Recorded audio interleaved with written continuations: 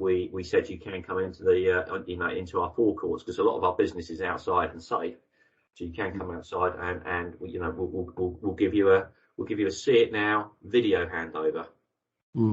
Just a car in the showroom, handover by the sales exec, nice little video, all the features, bang, straight to the customers, keys in a nice little bag, there you go. More importantly, another 30 minutes saved. Right.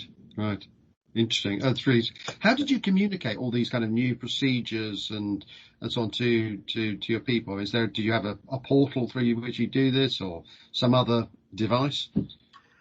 Yeah, I mean, we're quite lucky that we've got a workplace portal that we communicate to.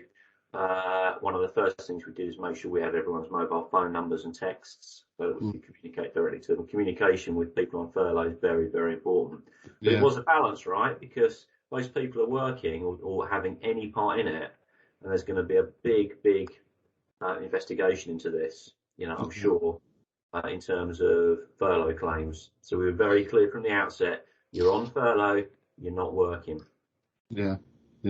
So just to understand, then you said 20% of the people went, unfortunately, and then and then how many were on furlough, and were there any that were still just doing their job as normal? Everyone bar about 500 people on furlough. Right. Okay. All right.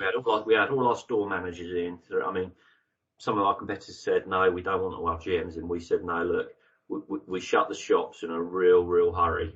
Okay. Each store has 30 million of inventory. Yeah. Sorry, about 3 to 4 million of inventory on the forecourt. We've got to have our GMs in, with some sales staff, the accountants in, but the doors shut. Yeah. Okay. What?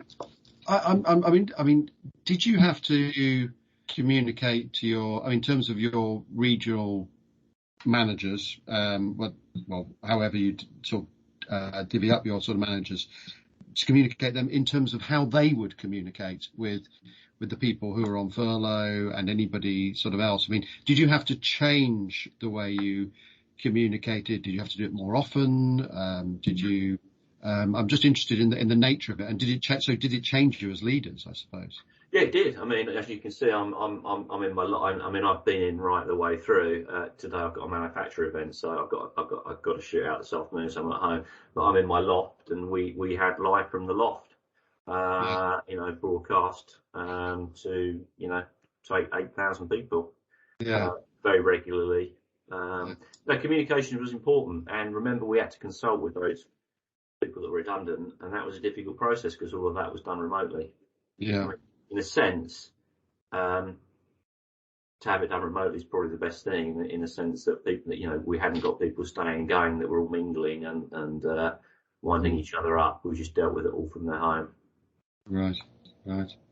So, I mean, it's such a challenging situation to face. But were there any sort of, you've talked about flexibility and adaptability and resilience, the sort of words that you use. What about on the other side of it? Did you see anything that was lacking in the workforce that you thought, that actually this has become more obvious that we need more of these kinds of skills or those kinds of skills as a result of what was a kind of obviously a very extreme situation, but something that became more obvious during that moment? I don't think so. I mean, I think certain things came to the forefront. The culture is a really important piece of any business, right? And when you're in the trenches, as the entire country was through that period, the culture of the business. So when you take away all the rules, all the systems, and no one's watching, what you're left with.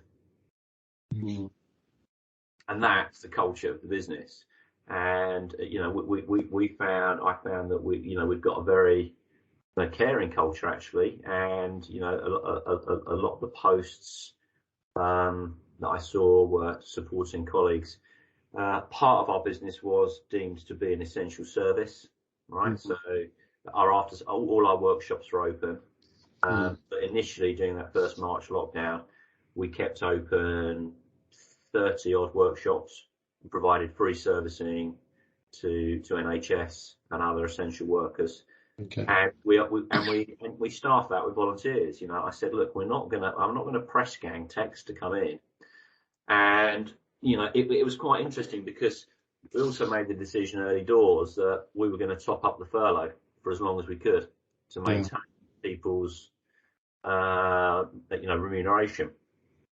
So in fact, during the we later had to change that because we were forced to, but in those early days, there was no real difference between being at home and coming in. Okay? Yeah. And I was quite surprised, no real difference in terms of people's remuneration. I was very surprised that, a number of our techs have said, you know what, no, I'm going to come in. I want to come in. We're going to get the workshops open because people are still going to break down. We've still got ambulances to service, police cars to service, all, essential vehicles.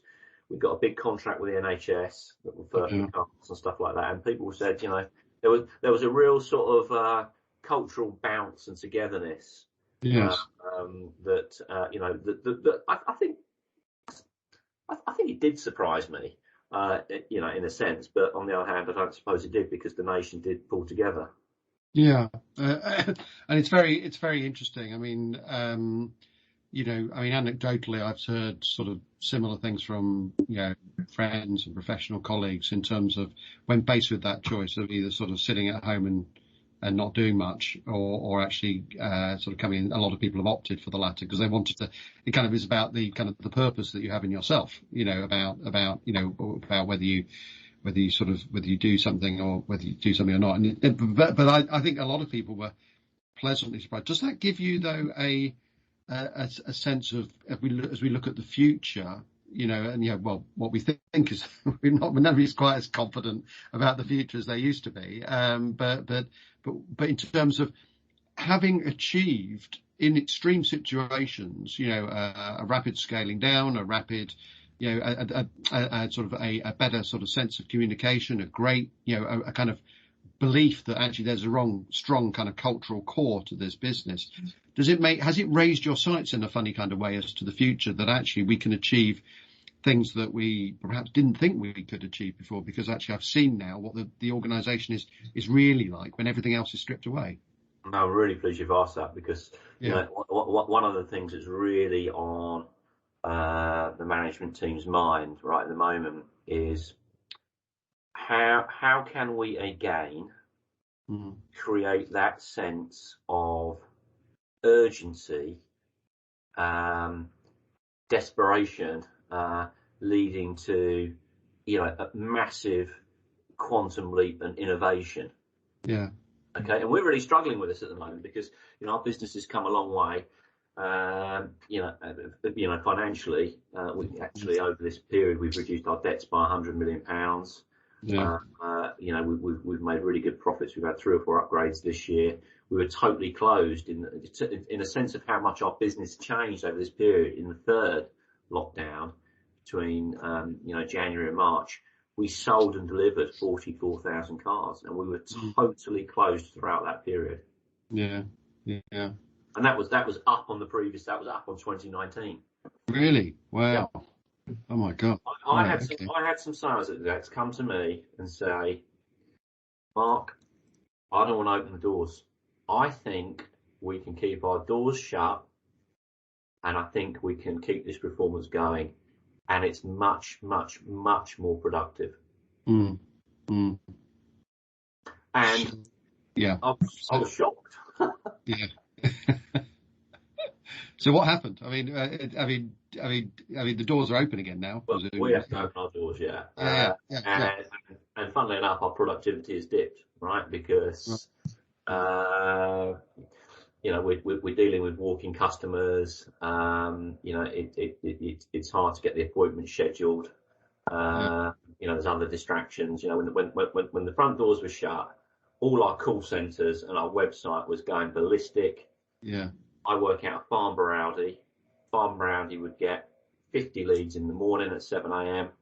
There'd be 10 sales execs and they'd work those leads. Then see it now videos, they'd arrange Teams calls, they'd deliver the cars. We introduced a 14-day money back guarantee and complete price